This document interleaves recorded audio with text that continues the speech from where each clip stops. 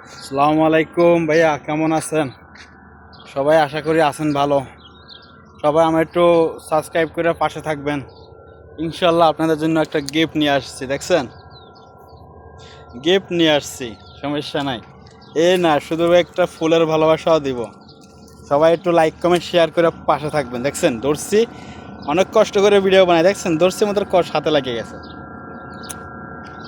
এই আর কি অবস্থা, তাই বলতেছি সবাই লাইক কমেন্ট শেয়ার করে পাশে থাকবেন ইনশাল্লাহ।